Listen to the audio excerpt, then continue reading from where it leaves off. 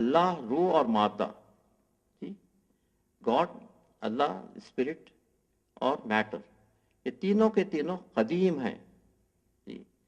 اللہ ہی قدیم نہیں ہے بلکہ میٹر بھی قدیم ہے اور روح بھی قدیم ہے۔ تو اس پرٹیکولر کانسیپٹ پر دیکھیے اور اس پر سوچیے کہ کیا مادہ قدیم ہے؟ کیا یہ کائنات قدیم ہے؟ کیا کائنات اللہ کے ساتھ تھی یا اللہ سے پہلے تھی؟ جی، اگر یہ کائنات اللہ کے ساتھ، اللہ سے پہلے، تو اس کا خالق کون ہے پھر اس کے بعد؟ جی جی، اور دو خالق ایک جگہ جمع نہیں ہو سکتے۔ اگر آپ ایک کو خالق سمجھے تو دوسرے کو مخلوق سمجھنا پڑے گا جی۔ تو اس لیے اس نتیجے پر آپ پہنچتے ہیں کہ نہیں، یہ کائنات جو ہے پہلے سے ہی موجود نہیں ہے، کائنات قدیم نہیں ہے۔ ارسطو کا ایک کانسیپٹ تھا کہ کائنات قدیم ہے، لیکن اس لحاظ سے کائنات قدیم نہیں ہے بلکہ کائنات کی تخلیق کی گئی ہے۔ اس ارسطو کے کانسیپٹ کو بہت سے مسلمانوں نے بھی ایکسپٹ کیا تھا، اور پریپیٹس جو فلاسفرز تھے، الکندی وغیرہ، انہوں نے بھی اس کانسیپٹ کو قبول کیا تھا۔ تو غزالی نے اس کے متعلق تحفۃ الفلاسفہ لکھا اور ان کی بڑی تنقید کی کہ کس طریقے سے کانسیپٹ اسلام میں آ سکتا ہے جی۔ کائنات جو ہے وہ مخلوق ہے، کائنات جو خالق نہیں ہے، کائنات اللہ کے ساتھ نہیں ہے، قدیم نہیں ہے۔ اب سائنس بھی اس کی تصدیق کرتی ہے۔ سائنس یہ تصدیق کرتی ہے کہ اب دیکھیے اس کائنات کو دیکھیے، یہ کائنات جو ہے پھیل رہی ہے، ایکسپینڈ ہو رہی ہے، سو پوری کائنات پھیل رہی ہے، اور یہ ہماری جو گیلیکسی پھیل رہی ہے، it speed of 1/10 of the velocity of light, یہ ہماری گیلیکسی پھیل رہی ہے۔ یہ کب سے پھیل رہی ہے؟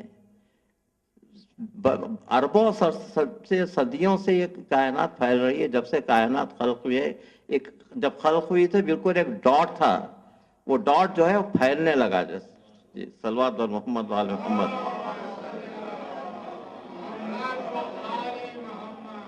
قل هو الذی خلق السماوات والارض فی ستۃ ایام، 6 سٹیپس میں اللہ نے اس کائنات کو بنایا۔ ایک چھوٹا سا ڈاٹ تھا، اتنا انویزیبل ڈاٹ، جو بڑھتے بڑھتے جو کائنات بنی اور جو گیلیکسیز بنے، سٹارز بنے، بہرحال یہ سب تو شروع ہوا ہے ایک نقطے سے، اور کائنات ختم ہو جائے گی نقطے پر۔ صلوات پر محمد وآل محمد۔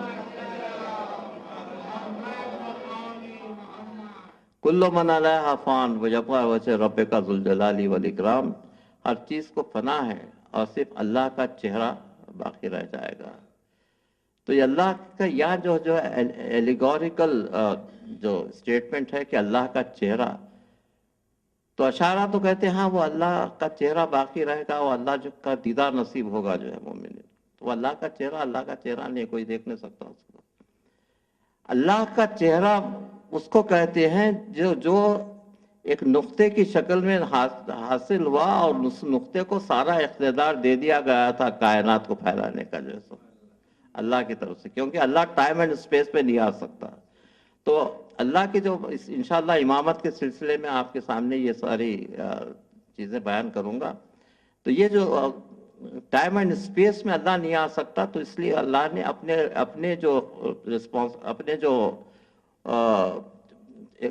کائنات کی تخلیق کرنے کا جو کام تھا، اپنے ریپریزنٹیٹیو کے حوالے کر دیا، جو وہ ان کے بہت قریب تھا، اور وہ ٹائم اینڈ اسپیس میں بھی وہ ہیں، اور away from time and space.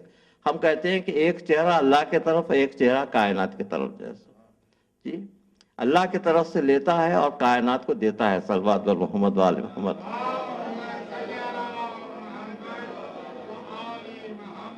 اور یہ وجہ رب جو ہے، وجہ اللہ الآمنہ، ہم جس کو اپنے زیارتوں میں کہتے ہیں، ذات علی ابن ابی طالب علیہ السلام۔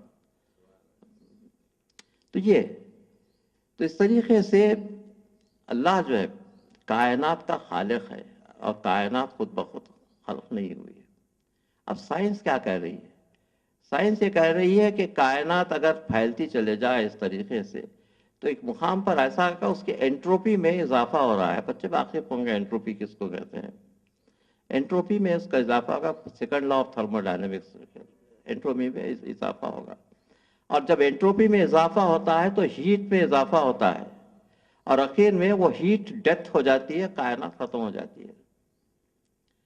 تو اگر یہ کائنات ختم ہوتی تو کبھی کا ختم ہو چکی ہوتی، جو ہے ہیٹ ڈیتھ سے جو ہے وہ کنٹینیو نہیں ہوتی، کیونکہ ابھی بھی اس کا ایکسپینشن چل رہا ہے، تو اس لیے کائنات قدیم نہیں ہے، ورنہ وہ ہیٹ ڈیتھ سے کبھی کی ختم ہو جاتی۔ صلوات بر محمد والے محمد۔ تو یہ کائنات جو ہے مخلوق ہے، اللہ خالق ہے، اس طریقے سے ہر چیز کا خالق پروردگار عالم ہے، اور وہ چاہے ملائکہ ہوں، چاہے حضرت جبرائیل ہوں، چاہے کوئی بھی ہوں، وہ سارے کے سارے مخلوق ہیں، اور چاہے نور اول کائنات ہو وہ بھی مخلوق ہے، اور خالق سب کا خالق ہے۔ صلوات بر محمد وآل محمد۔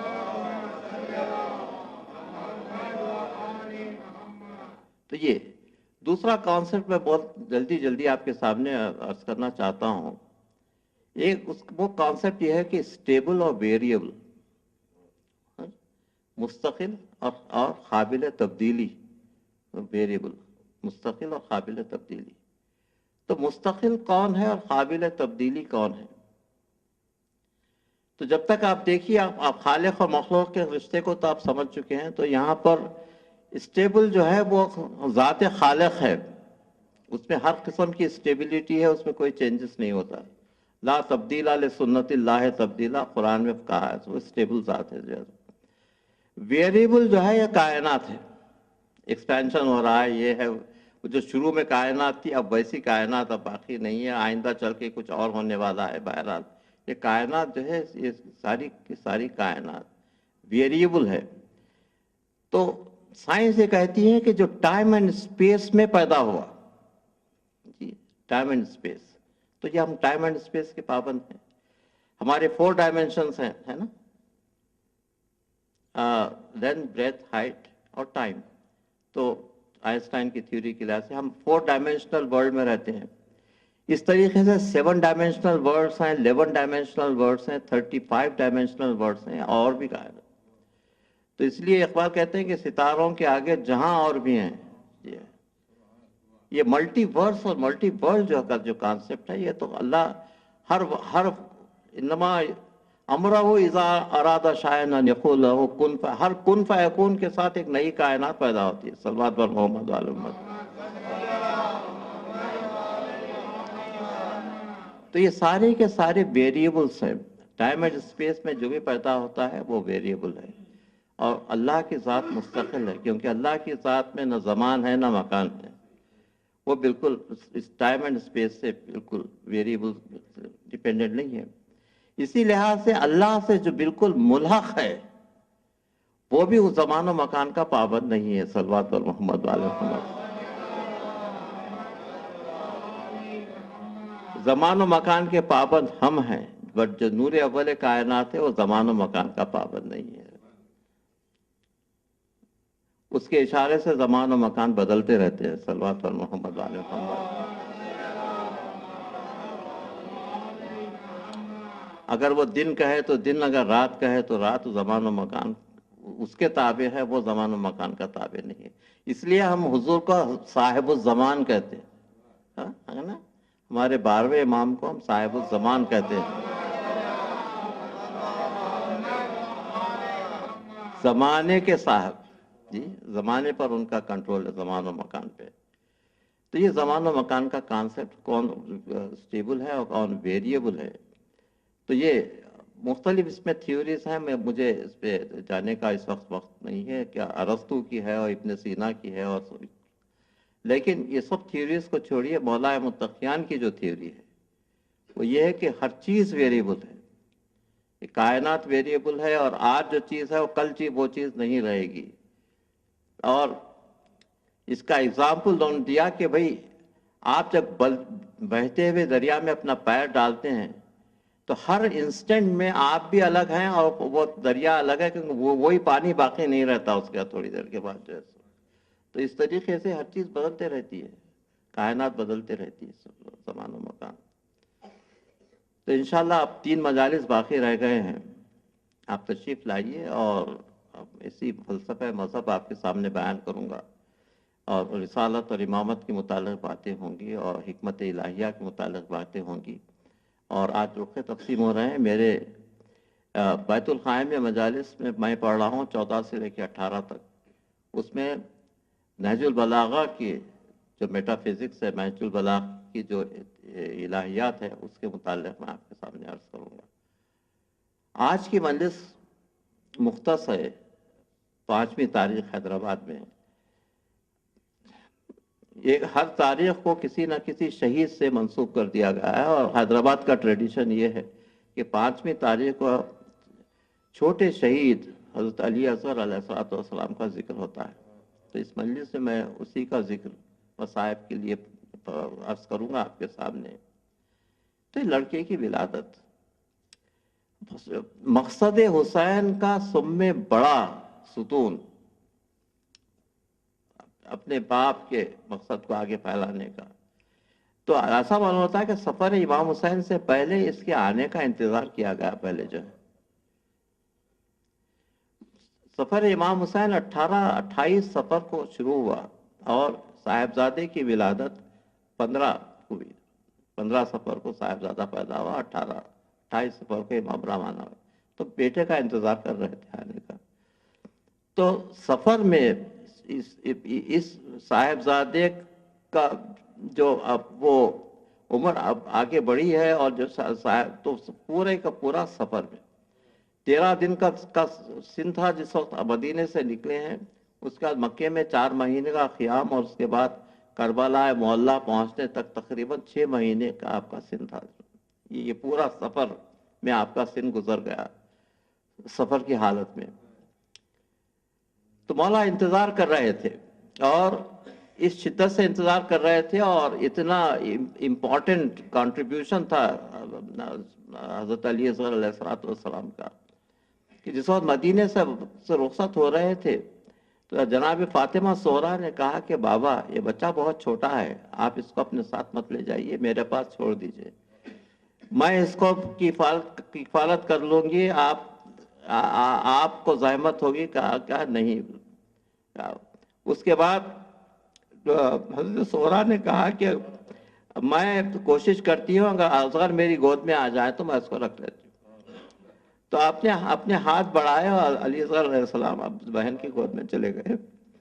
اس کا امام حسین علیہ السلام نے کافی کوشش کی. اس کے بعد علی اصغر علیہ السلام کے کان میں کوئی چیز کہی، بچہ بہن کی گود سے نکل کر باپ کی گود میں آ گیا. شاید یہ کہا ہوگا کہ بیٹے تم جو ہے شہید اعظم و کربلا کے، تمہارا میرے ساتھ رہنا ضروری ہے. تو بچہ آگے بڑھنے لگا. دھوپ کا سفر، اس کے بعد مکے سے کا قیام، پھر مکے سے کربلا معلیٰ کی طرف امام کا سفر شروع ہوا. ذی الحج کے مہینے میں وہ حج کے زمانے میں یہ پلان بنایا گیا تھا کہ محمد صلی اللہ علیہ وسلم کو شہید کر دیا جائے. تو آپ نے حج کو عمرے سے بدل کر وہاں سے آپ روانہ ہوئے اور عراق کی طرف آگے بڑھنے لگے. تو گرمی کا سفر اور حضرت علی اصغر علیہ السلام کی پیاس، اور لیکن کربلا پہنچنے تک اور کربلا میں قیام کا دریا سے اٹھنے تک پانی کا انتظام تھا. روزانہ پانی آتا تھا یا پانی کی مشکیں بھری جاتی تھی. لیکن اس کے بعد اشقیاء نے جب 7 محرم سے پانی بند کر دیا تو خیمے میں بالکل پانی باقی نہیں رہا. اس کے بعد اہل بیت اس سے 3 دن سے زیادہ پیاسے تھے، کیونکہ جتنا پانی تھا وہ بچوں کو پلا دیا کرتے تھے سب. لیکن سب سے زیادہ پیاس حضرت علی اصغر علیہ السلام کو تھی. جناب سکینہ راوی ہیں کہ عاشورے کے دن دوپہر کے وقت میں نے دیکھا کہ میرا بھائی بہت بے چین ہے. کبھی ماں کی گود میں آتا ہے، کبھی پھوپھیوں کی گود میں جاتا ہے، بہت بے چین ہے، پیاس سے اس کی زبان باہر نکلی ہوئی ہے. ایک چیز میں آپ کے سامنے عرض کرنا چاہتا ہوں جو مصائب کا میں سمجھتا ہوں بہت ہی اعظم ترین نقطہ ہے. کربلا میں جتنی دیر سے جو شہید ہوا پیاس اس کی اتنی زیادہ تھی. اب آپ بتائیے کہ کربلا میں سب میں سے دیر میں کون شہید ہوا ہے؟ کربلا معلیٰ میں سب سے آخر میں شہید ہونے والا امام حسین علیہ السلام سے پہلے یا شہزادہ علی اصغر. پیاس انتہا پر پہنچ گئی تھی۔ امام خیمے سے رخصت ہوئے،